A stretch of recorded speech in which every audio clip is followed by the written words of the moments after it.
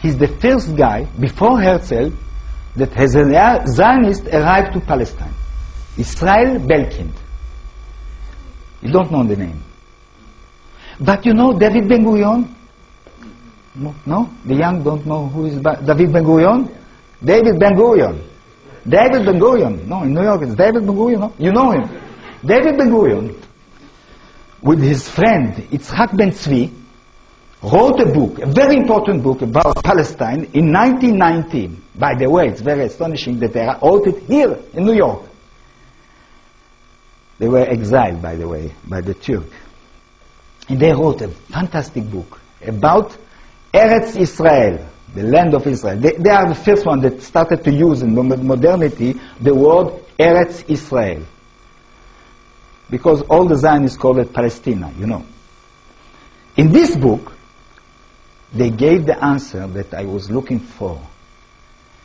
They knew, and they write, it's a mistake to think that the Jews were exiled. The Jews stay in place like all the peasants in the world. And the peasants in Eretz Yisrael, the land of Israel, are the direct descendants of the old Jew. If you don't believe me, buy the book. I quote Ben-Gurion, I quote Ben-Tzvi, I quote Belkin to show at least till 1929 the most important Zionists believed that the Arabs there, the natives, are the real descendants of the old Jew. Astonishing, no? Bizarre, we say in French. You see, they try to make the picture of the Israeli people differently than later. They were a minority as settlers, and they wanted to recuperate the Palestinians as a part of the Jewish people. They spoke, and they write about the Arabs in Palestine as a part of their flesh and blood. I mean, they had a concept that we need a same origin to become a people, but they consider the Arabs in Palestine as a part of their flesh and blood. Till the first Arab revolt in 1929. Suddenly they discovered that the natives don't want to be Jew. There was a problem. By the way, I'm thinking that it's pity. Huh? If they accepted to be a Jew, it was differently now. Huh? We could have as Prime Minister Azmi Bishara, maybe, I don't know. Or Ismail Haniyeh, the Prime Minister of Israel, who knows?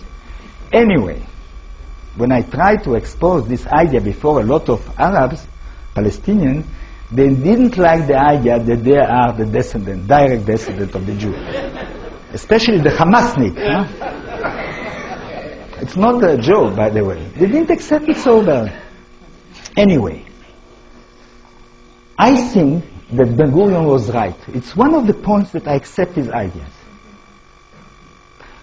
I mean, he exaggerated a little bit because he wasn't a serious historian. I don't think that the Palestinians are the direct descendant of the old Jew. You know why? Because every conqueror passed there in this area and left his seeds in the place. They are mixed like most of the peoples in the world. I try to convince them that they will not start with the mythology, national mythology, that they are the real Jew. It will make a lot of problems, you see, diplomatically. And yeah, it's fantastic. You can imagine to write a script about this? Yes. A family of Hamas discovered by the DNA, for example, that they are the old Jew. Now, the second question was, if the Jewish were not expelled. By the way, I think that the Palestinians are not the direct descendant of the old Hebrew, but I think that the chance that the Palestinian in Hebron will be a descendant of the old Jew, it's 1,000 times more than me. I mean, I think that the chance that he is a descendant of Palestinians is much more than most of us here. Jewish and not Jewish. Now, what happened? In the beginning of the 7th century, the Arabs arrived to Palestine. Jewish and Palestine exist till this time has a majority, more or less. A lot of them become Christian, but not all the population. It was a resistance, a very strong resistance to become Christian. You know why? Because a lot of people has a problem with the Son of God. You know, it's a kind of coupure. You know, Christianity and Jewishness are very far from the theological point of view. It was very difficult to admit that the grace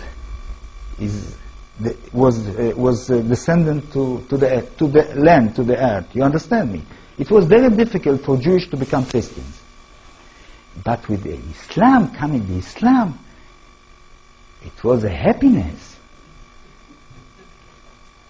This is the reason, for example, that I cannot support now, when I'm living in Paris a little bit, to hear notre civilisation judo-chrétien. You know, today everybody is speaking in Europe, we are Judo-Christians. You hear them? Very popular. I don't understand. No, it's a very nice formula, but I read that they didn't use it, the French one, in the 40s. It was nice, 1940, I mean, to become a Judeo-Christian before the Germans.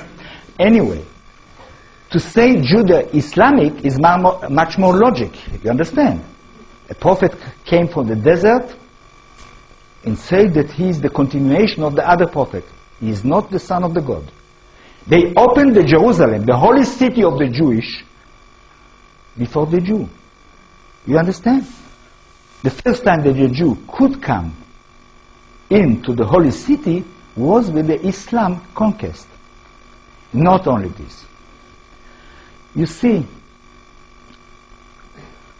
the first step of the conquest of the Islam, every guy that was converted to Islam was free of taxes.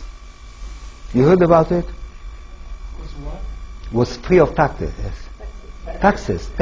Oh, free of He didn't have to pay taxes if he was converted to Islam. You can imagine it? They are coming. Tomorrow they will come to New York. They propose every person, every guy that will, except to be converted to Islam, will be free of taxes. How many New Yorkers will accept the Islam? Thinking 76. People become Islamic without knowing that they are changing religion. I'm speaking about a peasant. In this way, they become, this peasant, after 1,000 years, the Palestinian, more or less. Now, what happened with the rest of the world? And this is important. Now, everybody of us, in Me Too, 8 years ago, I was sure that Judaism is a kind of closed religion. They don't try to proselyte other people. No? You don't try to proselyte other people? No. No. You are seeking the Judaism in opposition to the Islam or the Christianity is not a proselyte religion. It's not true. From 200 years before Jesus Christ, when the first time, in my theory, monotheism arrived to power in the Western world, I'm speaking about the Maccabean, one of the first things that this authority, new authority of the Maccabean after the revolt of Maccabean, one of the first things that they are doing is what? To convert by force all their neighbors. They were not the last monotheism that tried to convert by force, but they were the first one. And they convert a lot of people around them, and this is the reason that Horus became the king of Judah in the end. You know who is Horus?